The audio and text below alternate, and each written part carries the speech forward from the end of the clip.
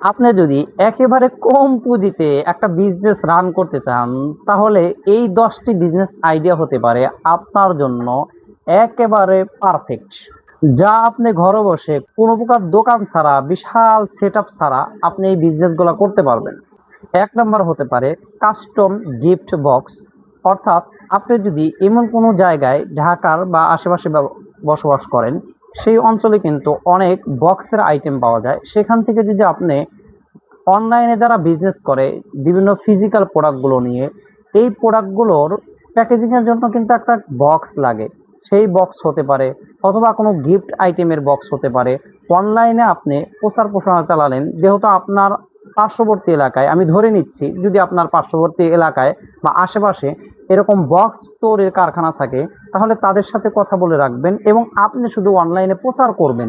যখন অনলাইন থেকে অর্ডার চলে আসবে, তখন এই অর্ডারগুলো নেওয়ার পরে তাদের ডিজাইন কেমন হবে সবকিছু বুঝে নিয়ে এরপরে আপনি তাদের ডিজাইন অনুযায়ী বক্সের কারখানা থেকে আপনি তাদের ডিজাইনগুলো করে দিবেন। এভাবেই কিন্তু কোনো প্রকার ইনভেস্ট ছাড়া শুধুমাত্র অনলাইনে একটু অ্যাক্টিভ থেকে এই বিজনেসটা দাঁড় করাতে পারবেন।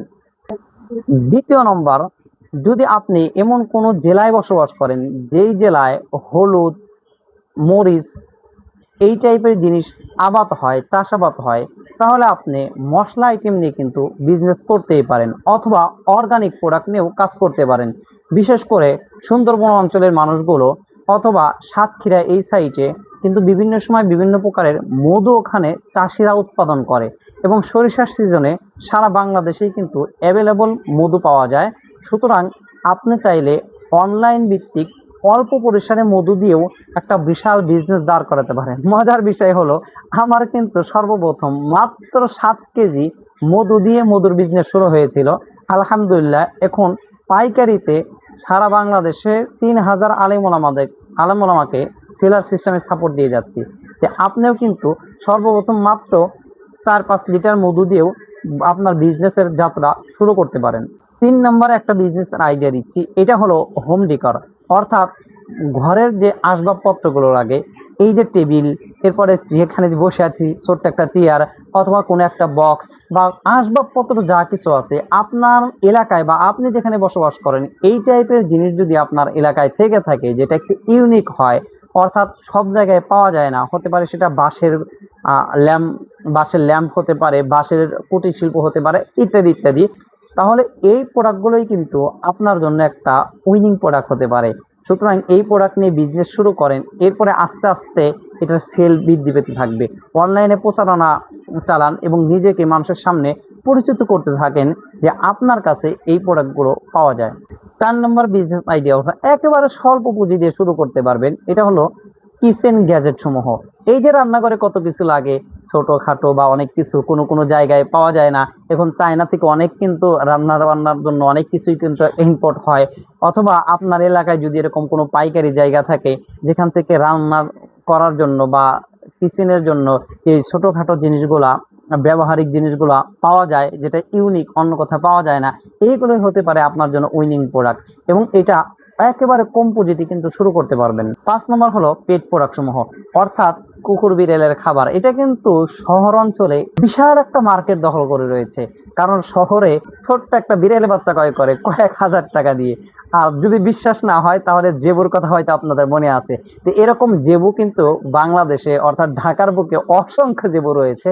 আর এদের কিন্তু খাবার তারা একটু উচ্চমানের দেয়, অর্থাৎ চায়না থেকে যারা খাবার ইনপুট করে ওই সকল ইনপুটের থেকে পাইকারি মূল্যে কুকুর বিড়ালের খাবারগুলো সংগ্রহ করে এটা অনলাইনে আপনারা হোম ডেলিভারিতে বিজনেস করতে পারেন।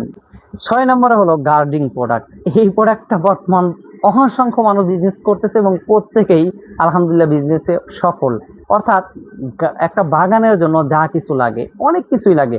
বাগানের জন্য বীজ হতে পারে, গাছের চারা হতে পারে, কোন একটা সার হতে পারে, এই টাইপের কোন একটা কীটনাশক হতে পারে, বাগানের জন্য ছাই। আপনারা হয়তো জানেন যে অনলাইনে ছাইও কিন্তু বিক্রি হয়। বিশ্বাস না করলে আপনি ঘুরে আসতে পারেন যে ছাইওয়ালা নামে একটা পেজ আছে, তারা কিন্তু শুধু ছাই বিক্রি করেই, মানে তুলার ছাই আর কি, ছাই বিক্রি করেই কিন্তু হাজার হাজার টাকা ইনকাম করতেছে। অর্থাৎ বাগানের জন্য যা কিছু হয় এগুলা কিন্তু খুব স্বল্প পরিসরে ইনভেস্ট করেই ব্যবসা রান করা যায়। যেমন বীজ আপনারা 10,000 টাকার বীজ ক্রয় করলে বিশাল একটা বীজের আপনারা কিন্তু সংগ্রহ পেয়ে যাবেন, স্টক পেয়ে যাবেন। তো এই জাতীয় প্রোডাক্টগুলো নিয়ে, গার্ডিয়ান প্রোডাক্টগুলো নিয়ে আপনারা কাজ করতে পারেন। 7 নম্বর হলো বেবি প্রোডাক্ট। আপনারা জানেন যে বাচ্চাদের এই যুগে মোবাইল থেকে দূরে রাখার জন্য কত ধরনের যে বেবিদের প্রোডাক্ট বা খেলনা অথবা খেলনা বই অথবা কোনো রুল বা এই টাইপের যেই খেলাধুলার বিষয়গুলো রয়েছে, টয় আইটেমগুলো, আলহামদুলিল্লাহ এগুলো অসংখ্য মানুষ চলছে এবং মানুষ এটা বিক্রি করে সফল। এই জন্য আপনারা চাইলে বাচ্চাদের খেলার সামগ্রী এবং খাওয়ানোর যেই ডিভাইসগুলো, অনেক সময় বাচ্চারা খেতে চায় না, তাদেরকে অনেক খাওয়ানোর কিছু বের হয়েছে, এরপরে ওয়ান টাইম নেবুলাইজারগুলো বের হয়েছে। এই টাইপের বাচ্চাদের জিনিসগুলো নিয়েও কিন্তু বিজনেস শুরু করতে পারেন এবং পুঁজি একেবারে কমে শুরু করতে পারবেন। 8 নম্বর একটা বিজনেস আইডিয়া দিই। এখন তো অনলাইন ব্লগারের না যায় নাই, অর্থাৎ বাইকার যারা রয়েছেন তারা কিন্তু কি করেন, ভিডিও করার জন্য কখনো তাদের ফোনের কখনো তাদের মোটর সাইকেলের সামনে ক্যামেরা লাগান, কখনো বডিতে লাগান, কখনো মাথায় লাগান। তো এই টাইপের অনেক গ্যাজেট কিন্তু পাইকারিতে পাওয়া যায় এবং এটার দাম কিন্তু একেবারেই কম। আর এই গ্যাজেটগুলো সংগ্রহ করে আপনারা কিন্তু একটা বিজনেস দাঁড় করাতে পারেন। আবার শুরু করতে থাকেন, একসময় এই বিজনেসটা বিশাল বড় আকার ধারণ করবে ইনশাল্লাহ। 9 নম্বরে হোমমেড যা কিছু আছে, অর্থাৎ হ্যান্ডমেড বা হোমমেড যেটাই বলেন, এই টাইপের প্রোডাক্টগুলো বর্তমানে আলহামদুলিল্লাহ ভাইরাল। মানে ঘরোয়াভাবে যা কিছু আমরা তৈরি করছি বা যারা করছে, এগুলো কিন্তু আলহামদুলিল্লাহ অসংখ্য মানুষ এগুলো ক্রয় করছে। সুতরাং যাদের হাতের কাজ করা বা হাতে কোনো কিছু তৈরি করার অভিজ্ঞতা আছে, সেটা হতে পারে সাবান, সেটা হতে পারে হোমমেড সেরিলাক, হতে পারে সেটা হতে পারে যে হাতে তৈরি যেই সুতোর জামার যে কলারগুলো অথবা সুতোর গেঞ্জিগুলো হাতে তৈরি করা হয়, এগুলো কিন্তু চলতে পারে। এই যাদের অভিজ্ঞতা আছে, বিশেষ করে মেয়েদের, আপনারা কিন্তু এই বিজনেস শুরু করতে পারেন। 10 নম্বর হলো স্টেশনারি এবং ডেস্ক অর্গানাইজার। এই টাইপের প্রোডাক্টগুলো কিন্তু আলহামদুলিল্লাহ ভালো চলছে।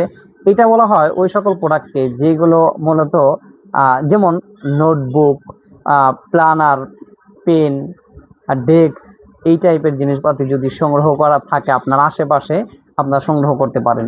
আর এই যেই বিজনেস আইডিয়াগুলো দিলাম, এই আইডিয়াগুলো কোন প্রোডাক্ট কোন জায়গা থেকে সংগ্রহ করবেন, কিভাবে সংগ্রহ করবেন, কেমন দাম, এই সংক্রান্ত ভিডিও চাইলে অবশ্যই কমেন্টে জানাবেন এবং শেয়ার করবেন ভিডিওটা।